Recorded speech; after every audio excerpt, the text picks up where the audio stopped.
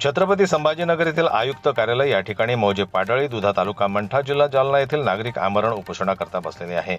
उपोषणकर्ते प्रसाद आप्पाराव घोगे व बाळासाहेब गुलाबराव घोरसळ, राहणार पाडळी, दुधा तालुका मंठा, जिल्हा जालना येथील रहिवासी आहेत। MRGS अंतर्गत मातोश्री सेत पांदन रस्ता कामाची चौकशी करून सदरील काम नियमबाह्य असल्यामुळे दोषींविरुद्ध कारवाई करण्याची मागणी घेऊन ते माननीय आयुक्त कार्यालय छत्रपती संभाजीनगर या ठिकाणी आमरण उपोषणास बसले आहेत।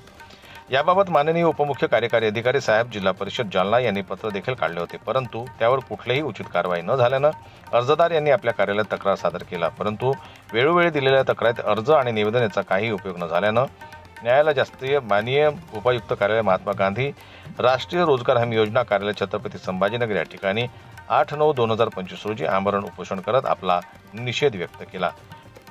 आणि अंतर्गत काम पांदन रस्त्याचं काम चालू होतं, ते पूर्णपणे बोगस काम झालेले, त्यामुळे उपोषणाला बसलेला होता। मी कामाबद्दल माहिती सांगा, कशा प्रकारे काम बघत होते? काम अतिकृष्ट दर्जाचं झालेले त्याच्यात मूळ आपलं विहिरीचे ढबर वापरलेले, 33 फुटाचा रस्ता तो 10 फुटाचा रस्ता केलेला आहे आणि नाल्या व्यवस्थित केलेला नाही आणि एक पांदन रस्ता बिलकुल काहीच केलेला नाही।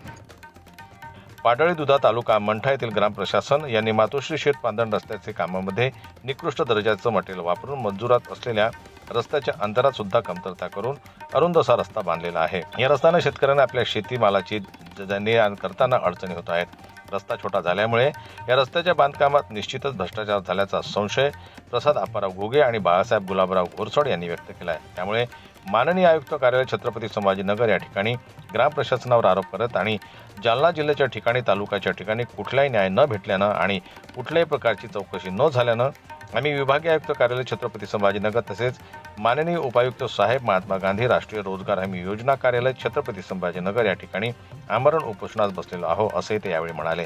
आणि जोपर्यंत या कामाची चौकशी उच्च स्तरावर होत नाही आणि सामान्य शेतकरी लोकांना न्याय मिळत नाही तोपर्यंत हे उपोषण सुरूच राहील, असे ते म्हणाले।